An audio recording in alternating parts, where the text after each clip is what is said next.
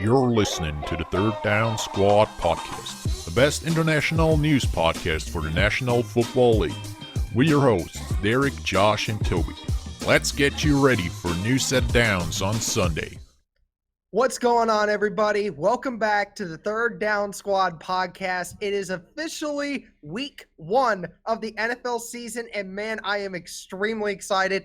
I know Toby is, and I know Josh is. It's good to finally have full football back on, and we will until February, so that's great. First thing we're going to be talking about here is our Colts and Saints game recaps. Well, in this case, it would be previews. First thing we're going to be talking about here for our segment is going to be the Colts game. Obviously, the Colts face the Chargers this Sunday at 4:25 against the Chargers in LA.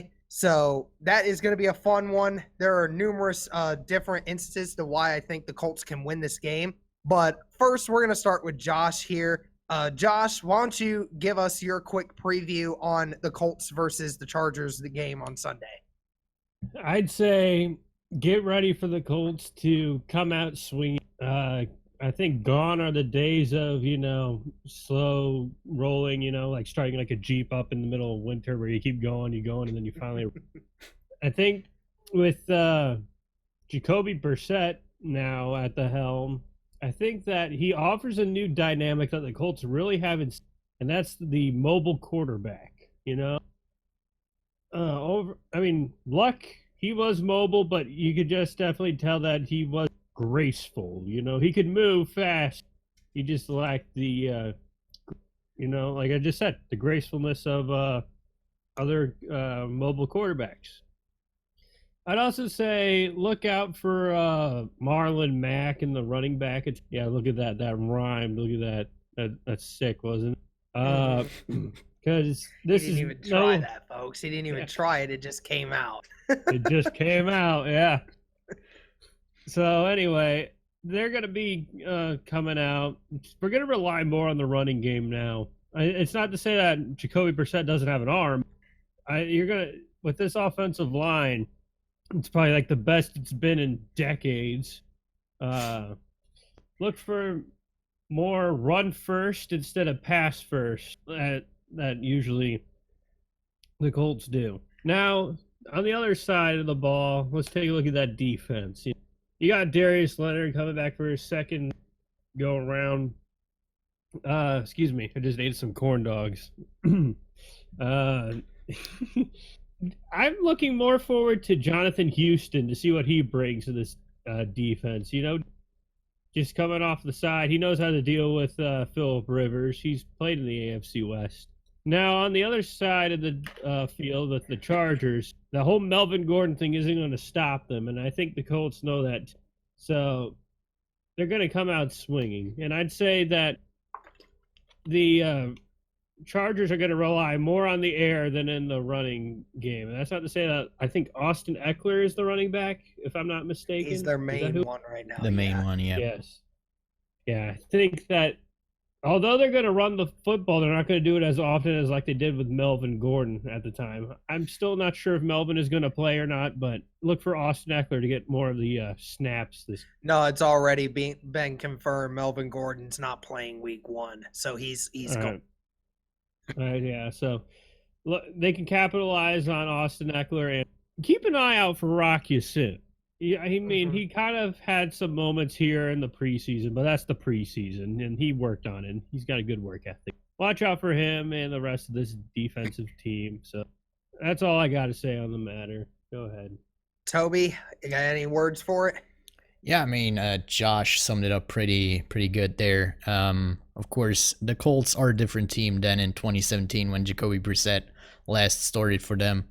And, you gotta look at it this way. Jacoby Brissett never really had a start in the NFL before actually starting for the Colts, as he was the backup to Tom Brady and even Jimmy Garoppolo up with the Patriots before he got traded to the Colts. So if you judge him by what he did in 2017, you kind of have to judge him like a rookie season with more experience under his belt right now.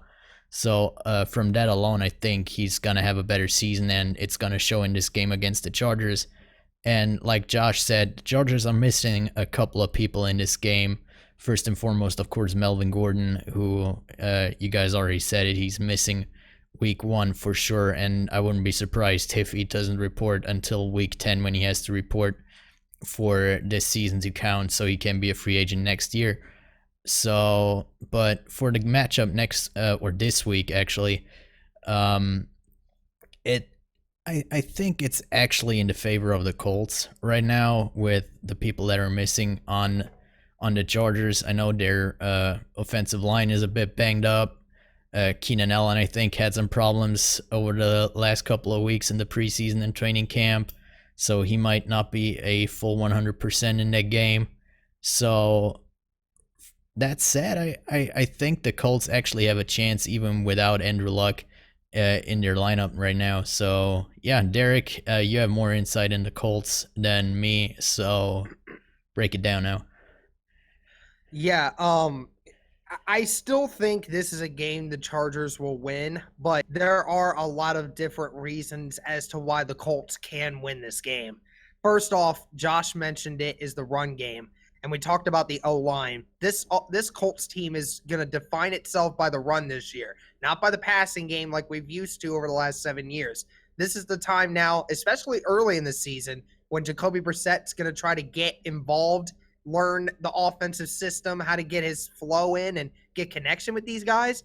The run attack is really going to need to be there, and especially against the Chargers, because the Chargers have never been a great run-stopping defense. They've been okay, but they've not been great. Their pass rush is where they're best at. Obviously, they have Joey Bosa and Melvin Ingram on both sides. That's one of the best rushing duos in the NFL. So you need to try to work against that. Even though the offensive line could potentially hold them pretty well, you still want to try to force the ball up the gut. And you have 2 running backs in Nyheim Hines and Marlon Mack who can do that.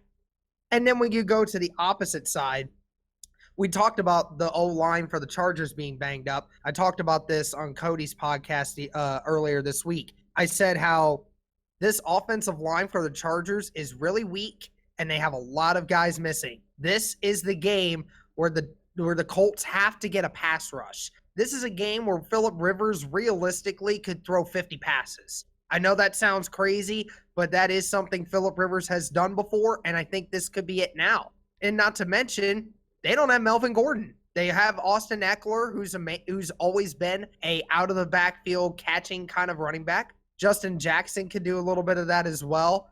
So anticipate them to throw the ball a lot in this game. They will very rarely run the ball. And even if they try to run the ball, I'm not too worried about them running all over us. I'm really not. I just think this is the week that Eberflus, the defensive coordinator for the Colts, is going to have to get creative. There are some threats that Phillip Rivers does have. They do have Hunter Henry coming back. They have Mike Williams. Even if Keenan Allen's not 100%, Keenan Allen is still one of the best wide receivers in the game. You have to get pressure before Phillip Rivers can make plays to these guys. And I think that they could possibly get a pass rush even without sending blitzes. I think this defensive line for the Colts is very underrated. I think this is a year they have a lot more rushing specialists this year. Danico Autry showed it last year. Justin Houston being added, and some of these other guys that are on there. Jabal Sheard is going to be a piece that they'll definitely miss. In regards to everything else, again, I think the Colts will lose this game ultimately. I just think it's again, I just knowing how the Colts have been the last 10 years starting the seasons, especially playing against a Chargers team, even while being injured, they're still a very tough team. It's just something that I've never seen the Colts do is start off high. But I like I said, the Colts have every opportunity here. Derwin James is going to be out also. That's one thing I didn't mention. But ultimately, I think the Colts will lose this one, but they have multiple reasons as to why they can make this game a success and come out of this game with a win. All right, so now we're going to move on to the Saints game where they will face the Texans on Monday Night Football. That's going to be a fun one to watch. I know I'll definitely watch that game. Tobi, why don't you go ahead and start with your breakdown of that game? Oh, man, did my prediction for that game change over the last couple of weeks? First off, of course, Lamar Miller went out with the ACL injury. Then they traded Jadeveon Clowney to the Seahawks. And well, now we're sitting here, and I kind of think that the Saints, despite not being the greatest team in the opening week of the season, I think they lost their last, I think it was at least 5, if it is not 6 games that they lost the opening game the last few seasons. So this year against the Texans, of course, it looked like it was a tough matchup, and I wasn't really high on the Saints winning their opening match. And with that, or with the losses that the Texans had to recover from the last couple of weeks, like I said, Lamar Miller and Jadeveon Clowney, that changed my view on that game a little bit, because Jadeveon Clowney was the one guy on that defensive line I was kind of worried about getting through the offensive line of the Saints. And Lamar Miller, you never knew what you get from him. And I mean, he could have easily stuck it to the Saints, because they usually struggle a lot on defense in the early games of the season. So that was a big worry for me. But right now, with what they got, of course, I expect big games from Deshaun Watson and DeAndre Hopkins. Both of them, I think, if you have them on your fantasy league or you play daily fantasy football, I think that's 2 guys you have to look at for this week, because the Saints defense, like I said, they usually struggle early in the season. They kind of have to find their rhythm first before they kind of really get to being elite or one of the better defenses in the league. So even if DeAndre Hopkins is shadowed by Marshawn Lattimore, I wouldn't be worried too much for DeAndre Hopkins. But yeah, coming to the Saints in this game, I kind of want to see what the offensive line can do, because a couple of things have changed there. Of course, Max Unger retired, Jermon Bushrod retired, so Eric McCoy is going to be the starting center for the Saints. And I'm not sure, or well, we have seen it in the preseason, the chemistry with Drew Brees kind of looked okay in week 3 when Drew Brees kind of led the only drive in the preseason. But I kind of want to see how their chemistry really is in a real NFL game. And then, of course, you have the problem with the defensive tackles for the Saints right now, with the torn Achilles for Sheldon Rankins. He's not back yet. And then David Onyemata is suspended for the first game, so he's missing as well. So that might be an opportunity for Duke Johnson or even Collis Hyde to kind of get a couple of runs in there for a couple of yards. So it's not going to be an easy game for the Saints, but I think it's a closer game than a lot of people expect the game to be. Yeah, and you mentioned Deshaun Watson and DeAndre Hopkins. To be completely honest, that might be the only true receiving threat that you guys will really have to worry about. I mean, obviously they have Kenny Stills, but Kenny Stills has always been a guy that just hasn't lived up to expectations. And you said it, they might actually be able to double team DeAndre a lot in this game, which is still not going to keep him from getting the ball, but that definitely could help them to lower his amount of targets. And like you said, they're running backs. They're good running backs. They're not guys that are going to change the game with their play, but they are decent running backs. But ultimately, the talk of this whole thing has been, what are the Texans doing with their O-line? Now, we know they got Laramie Tunsil, which they say is going to start getting better because he is still young. And ultimately, we're trying to talk about what he is right now. And we don't know if he truly is a top-tier left tackle at this moment. And not to mention, everyone else on the O-line is either young, inexperienced, or isn't good. And they're banged up. And they don't really have anybody else on their O-line. So this is the perfect opportunity, Tobi, for you guys to try to get some blitz packages in there, because that is ultimately how you're going to disrupt this Texans offense, because their O-line is god-awful at this moment. That's something that teams are going to have to take advantage of. And like you said also, Jadeveon Clowney's no longer there. That's one less major pass rusher that you guys have to worry about, which definitely helps Drew Brees and the run game in the long run. So I fully expect this Saints offense, despite losing a few guys on the offensive line, to take it to the Texans, because I still think the Texans are going to struggle. Honestly, I think this will be a very high-scoring game. I think that both of these defenses are pretty good. It's just that both are missing some guys and are missing chances to affect the other. I'll get into who I think is going to win later on. But ultimately, I think this is going to be a high-scoring game, but I would obviously give the advantage to the Saints, given they are at home, and that, even though recent history proves that they don't start off very well, I just think ultimately they're the better overall team at this moment and just have the better overall roster. Josh, what do you think for this game? Excuse me. The Saints are still going to win it regardless, because they're the Saints. They can do anything right. They're the NFC Patriots. They're the NFC. No, that's not true. If they were the Saints and they could win everything, they would have been in the Super Bowl last year. Oh, don't get me started on that. I'm sorry. I'm going to keep bringing it back. I believe that there is a referee out there who is not allowed back in the state of Louisiana after that call. Yeah, probably not. Probably, yeah. Probably not. But we'll leave it at that. But back to Monday night. It's going to be a good game if you're a Saints fan. If you're a Texans fan, oh boy. You just traded away your best defensive player. And now don't give me this hold, but we still have J.J. Watt. He's not the J.J. Watt of old. He's just there now. Sure, the guy still has passion and heart, but he's taken one too many injuries, And Jadeveon Clowney was pretty much the only obstacle on that defense that Drew Brees and Alvin Kamara really had to deal with, because he still had youth on his side. He still had power, strength, and all that. And the Texans, well, you blew it. There you go, right there. You blew it. You could have kept him and paid him right, but no, you decided that he really wasn't worth the money.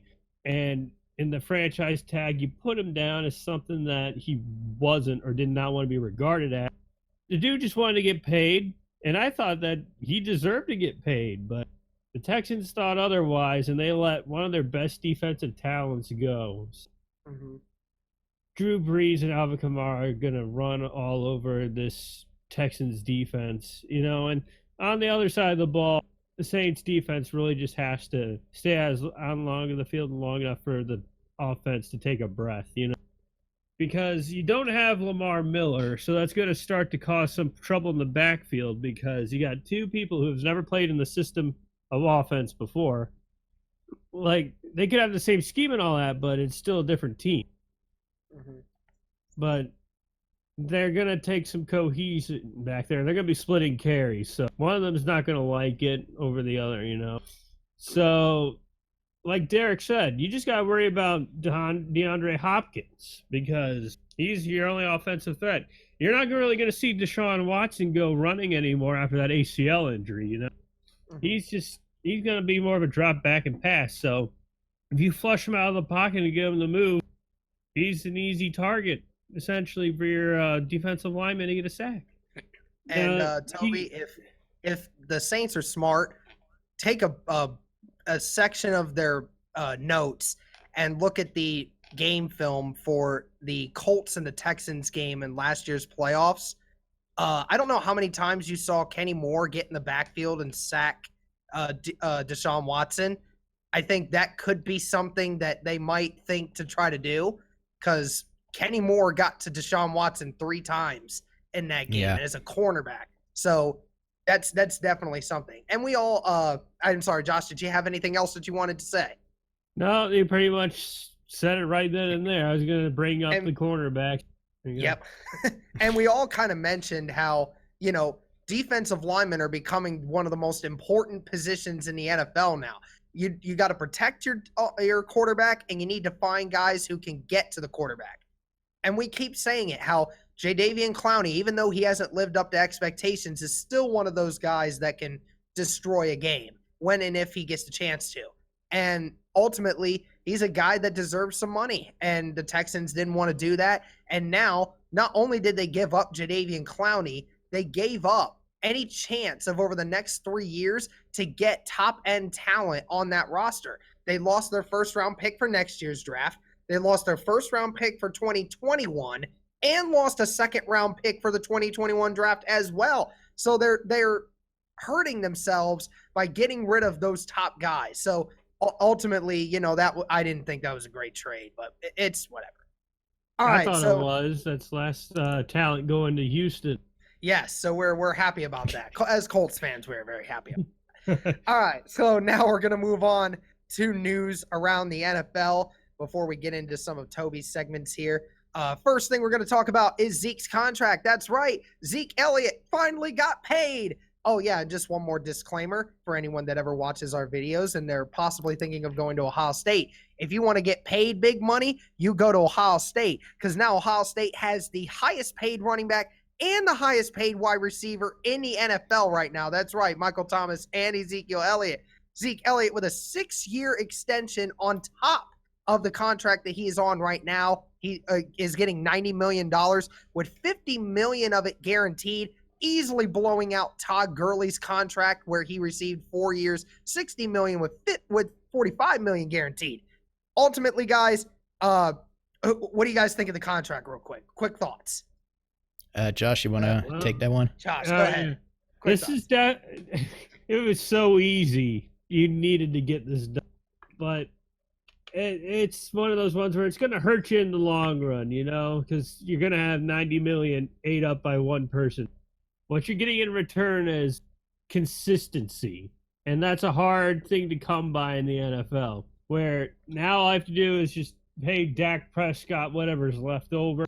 You don't have to worry about Zeke going to the Giants or the Eagles like all rival teams do, and it makes me upset, but I'm not going to get into that. Now that's the question of, now Zeke got paid. What do we pay Dak? What do we pay Amari? Yeah. Tobi, your thoughts on the extension? Yeah, I've said it. I mean, the top priority for the Cowboys has to be Zeke, and now we see they finally got their priorities straight.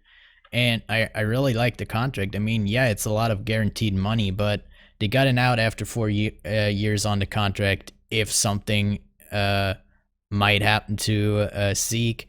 And I mean, the total amount of money, $19 million over 6 years, that's less total money than Todd Gurley got, but more guaranteed money. So that's, I think it was a smart move. And I think the salary cap, how it develops over the next 6 years, it's just going to grow. So I don't think that the Cowboys are in that much of a trouble cap space wise with that contract to pay Dak Prescott and Amari Cooper. But yeah, I mean, they're probably going to release some other guys other than the three of them.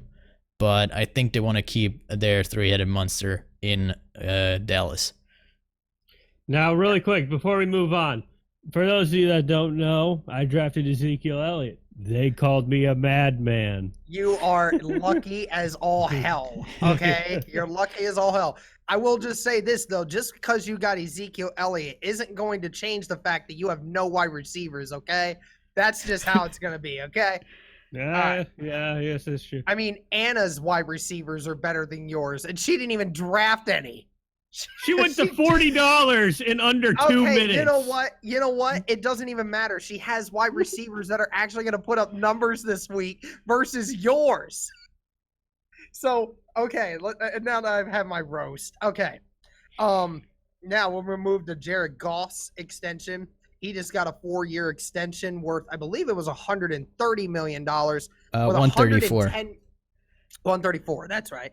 With $110 million guaranteed. That's now the highest guaranteed total in the NFL to date. Real quick, yes or no from you guys. Tobi, was it a good idea for the Rams to give him a contract with that amount of guaranteed money?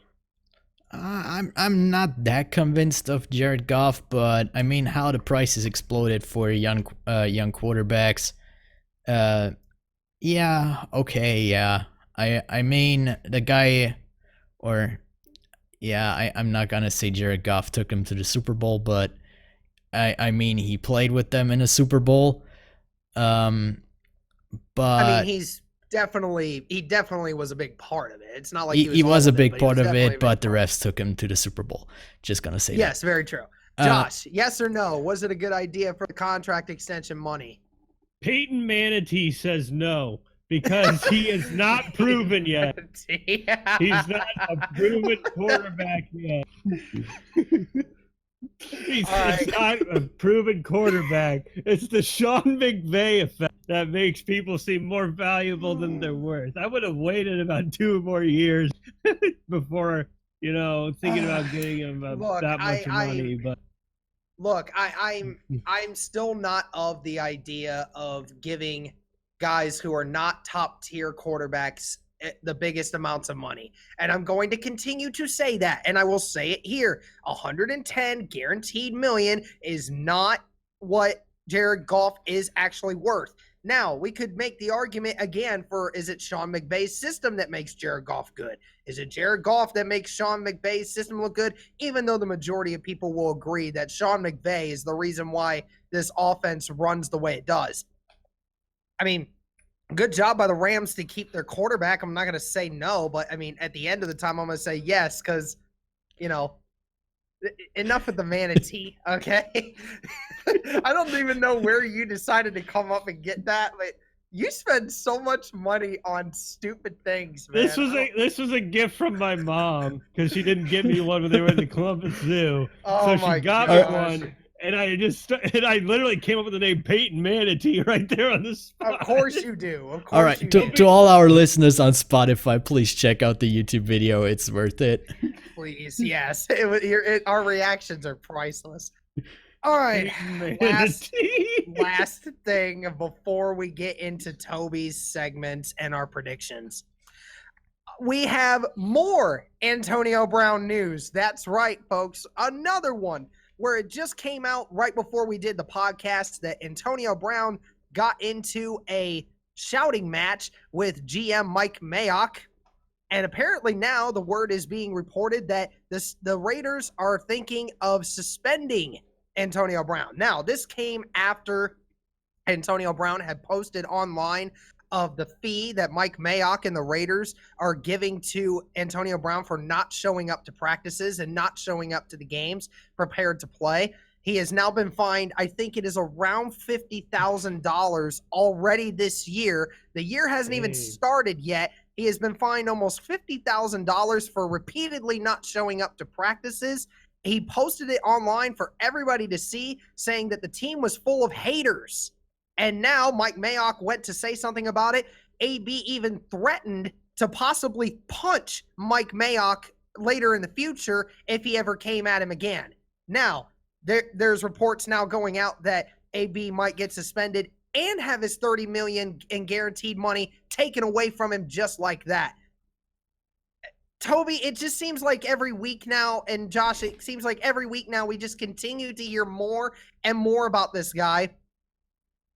I'll let either one of you start. We'll just actually go with Tobi on this, so Josh can get in the middle part here. Are the Raiders? Should the Raiders just get rid of him now while they have the chance? Should he just not be worth their headache and just be getting rid of at this point? Yeah, I mean that would be the smartest move right now. And I mean, if you're one of the highest paid wide receivers in the league and you complain about a fine of $50,000, I mean. That's not, or I mean, it is real money, don't get me wrong, but for a wide receiver in the NFL of the class of Antonio Brown, that's pennies. That's not even worth talking about, and he's just posting it on, I believe it was a Snapchat. It was Instagram. Or Instagram. Yeah. I mean, why are you doing this? Now you just want to be in the news. You just want the attention. We've talked about it so much. And yeah, I mean, if I'm Mike Mayock right now, all right, yeah, give me back my money and you're gone. I mean, because they've also been saying that if they do decide to take his $30 million in guaranteed away, everyone will just say, oh, Antonio Brown's just going to leave altogether. Because, I mean, why would Antonio Brown want to stick around if he doesn't have his guaranteed money? Well, for one, he's being petty as all hell. I said it from the very beginning. He's being petty as all hell because he finally figured out his helmet situation, apparently. And you're complaining about a fine that was totally and utterly your fault. Totally and utterly your fault. Not the Raiders' fault, not in any way, shape, or form. And you're putting it on social media for clout, is basically what you're doing. You're not even doing it because for any other reason other than to make the Raiders look bad, and you want to act like a diva, and you want to act like a 13-year-old who just got thrown into timeout because you think that's cool. There's nothing else to say about this. The Raiders need to take that $30 million, take it back, get rid of him, and say goodbye, Antonio Brown. And the great thing is, if the Raiders do that, who's going to pick Antonio Brown up now? Seriously, what team in the NFL is going to say now, we've seen what he did with these Raiders who just gave him $30 million in guaranteed money?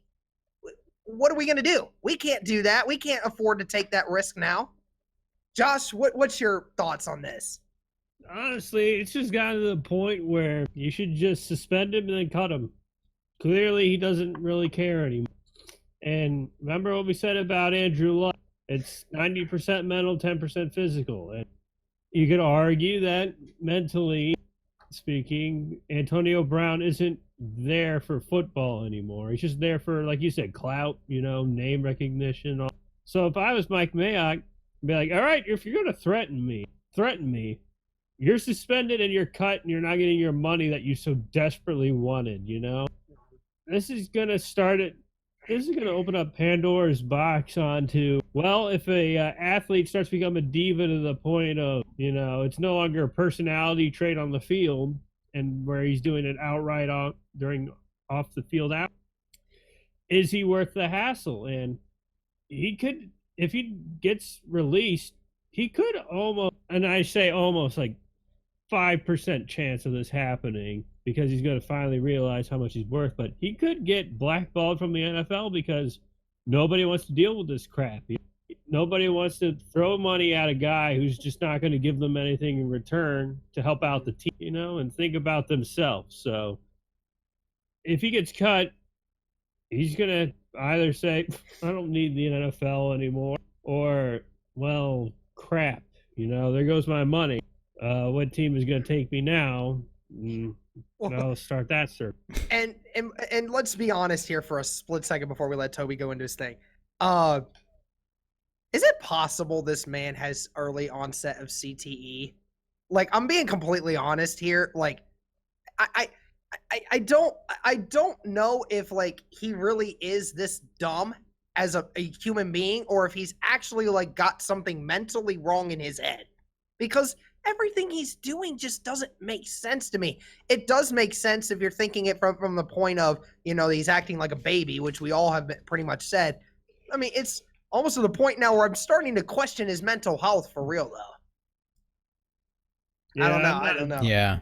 Yeah, I'm not a doctor, so I can't tell. I guess. All right, Toby, go ahead. All right. Toby's odds.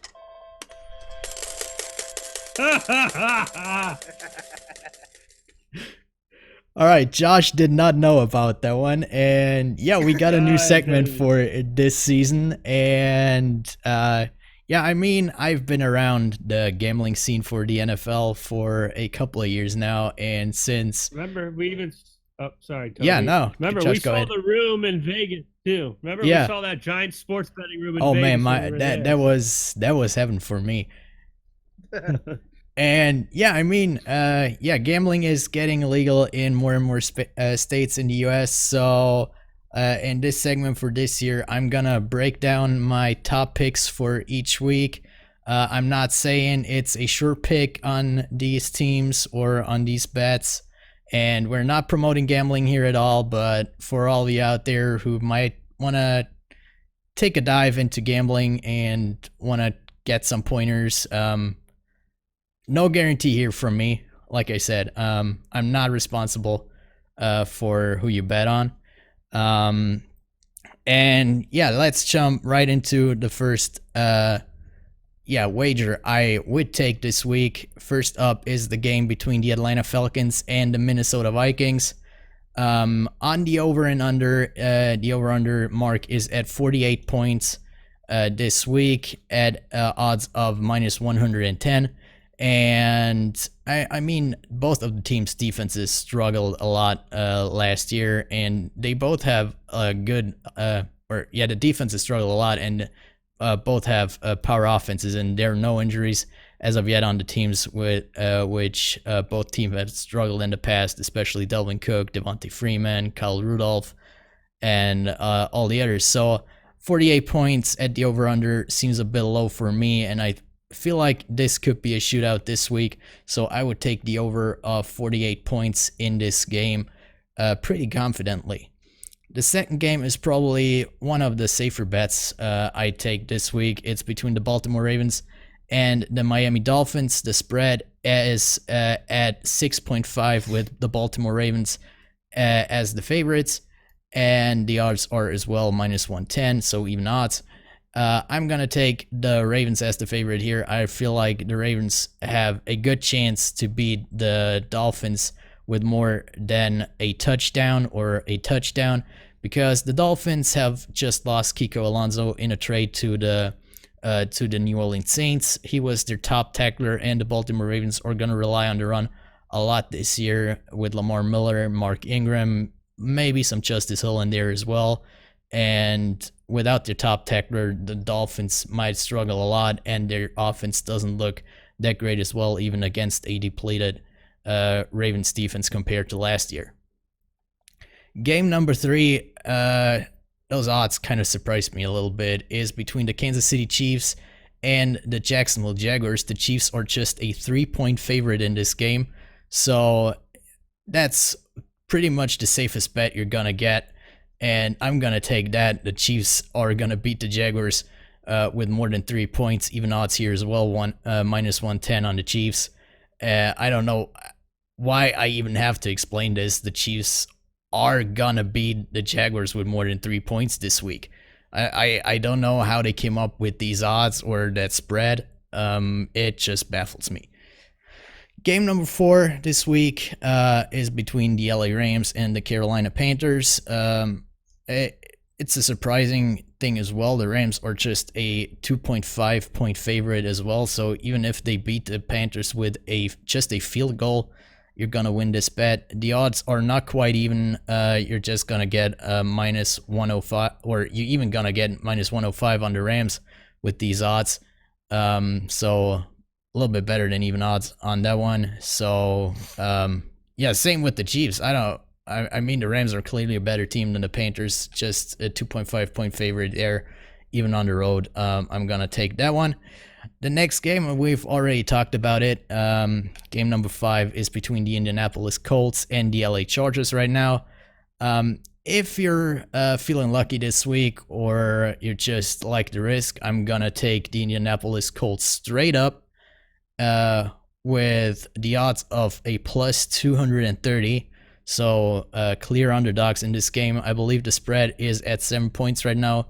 So even if you want to bet at even odds on Indianapolis plus 7, I think it's pretty safe that this game is in between 7 points. Even if the Chargers might win it, it's going to be a close one. Josh, stop. And the last one, I got one extra as it is the first time this segment is on the air. I'm usually probably going to do 5 games this week. You're getting the extra one with 6. There are 17 games or 16 games on this week, so let's just do one more. And of course, it's between the Houston Texans and the New Orleans Saints. Josh has the Saints as a clear favorite in this game, but as I said, the Saints usually struggle early in the season. And I mean, they even got beaten by the Tampa Bay Buccaneers week 1 last year with Ryan Fitzpatrick as their quarterback. So I'm not that confident in the Saints. I mean, the Texans are underdogs by 7 points, but I believe it's closer than that. So I'm going to take the spread on the Texans, and the odds are minus 115.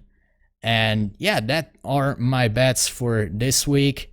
And now we're getting into the predictions for this week. So probably a lot of what I just said is going to be said again. already kind of gave a preview on my predictions this week. But yeah, we're gonna start off tonight's game. We're recording this on Thursday. We wanted to do it earlier, but because of some internet problems for me yesterday, we couldn't. Sorry about that. But yeah, today's game, the Green Bay Packers against the Chicago Bears. Derek, what is your take on that game? It's going to be fun, man. First game of the year. We saw what happened last year. Even though Aaron Rodgers went down in that game, he came back with a 3-touchdown second half game to eventually lead the Packers to a victory against the Bears. And I believe that the same outcome will happen this time with a new and improved defense for the Packers, and having Aaron Rodgers feel more at home and has a new season ready for him to explode into the bad man that he is. So I am going with the Packers this week. Josh, go ahead. You know, I like I'm going to take the Packers as well. You know, the secondary for the Bears has kind of lost a few people here and there. But like I said, Aaron Rodgers versus the Bears, that's how it's going to be. And that Packers defense really did change. Now, hopefully tonight we'll see how well they changed, but new head coach, new system, new scheme. I got to just take the Packers on this one because new tends to surprise. All right, I didn't expect to be the only one on the Bears today, but apparently I am. All right. I'm not convinced that the new system is instantly gonna work for the Packers. I think they might struggle a little bit under the new head coach, the new system, and with them being on the road in Chicago, of course it's a rivalry game, so the crowd is not gonna be on the Packers side today. So I give the slight edge to the Chicago Bears. And the next game up are the Los Angeles Rams against the Carolina Panthers. Since I already basically made my prediction on my odds segment, I'm going to say I have the LA Rams winning that game. I already explained why. So, All right, yeah. Josh, go ahead. Josh, yeah. Yeah, give me the Rams. It's an easy pick for that one. It's just the Panthers are still lacking in very many areas on defense, cornerback being one of those. So if you got any of the wide receivers like Cooper Kupp or Brandon Cooks going in, I'd put him as a flex option. I got Cooper Kupp. I got him as my wide receiver. I'm hoping for that. But yeah, I'm going with the Rams as well. I think the Panthers we know what the Panthers are going to try to do with getting Christian McCaffrey the ball. But we know that Aaron Donald, being the number one player in the NFL, ranked by his peers, is obviously going to go out and try to do very well. We don't know what Cam Newton's going to do. There's just, like you guys said, so many question marks with the Panthers right now, much less with the Rams. So I'm going to go with the Rams as well. All right, with the next game, we're going to head to the NFC East. It's a matchup between the Washington Redskins and the Philadelphia Eagles. Josh, give us your thoughts. I'm going to take the Eagles on this one. The Redskins, they're still lacking in a fundamental area. Which quarterback did they finally decide on? I haven't kept up on that because I haven't heard in a while. I believe it's Case Keenum. It was Case Keenum. Yep. Yeah, Keenum. He's going to be the starter. I'd trust the Eagles over that. If you got their defense on your fantasy team, I'd start the Eagles defense. All right, Derek. I'm going with the Eagles here too. It's a pretty simple one. Being at home, Eagles are the more well-rounded team here. Redskins obviously still trying to figure out their identity, so the Eagles are an easy bet for me. Yeah, for me the same thing. Eagles are gonna win this one. Just too many new pieces on the Washington team. So yeah, next up, we're staying east, but this time in the AFC East between the Buffalo Bills and the New York Jets. I'm gonna lead us off there. I'm having the Jets win that one at home. I just feel like Buffalo, they might be a bit better than last year, but I feel like the Jets have made a little bit more of a leap forward generally on the team or during the offseason against the Bills. I'm not sure how well Josh Allen is going to come out of the offseason. If he might have found some accuracy over the last couple of months, I doubt it, but he's going to have a tough time against the Jets defense. And, of course, the Jets offense got a lot better this offseason, especially with Le'Veon Bell as their running back now. So, Derek, yeah, your thoughts? You know, I said earlier in the year how I thought the Buffalo Bills were going to come out hot. I still think the Bills will get better over time, but I can't give with confidence that I think the Bills are going to win this one. I think, like you said, Toby, the Jets have just made so many more bigger strides, and I think ultimately the Jets are just the more complete team at the moment. So being at home, I'm definitely going with the Jets. Yeah, I'm going with the Jets too. They're starting to come together. You know, they used to be everywhere, needing one thing or another. They just need a better offensive line and another top tier cornerback. And I'd say that, yeah, they're going to be set. So give me the Jets, the Bills. All right.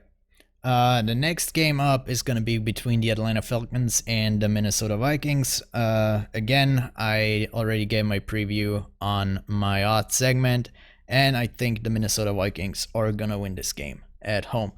So, Josh, your thoughts on this game? Yeah, give me the Vikings on that one.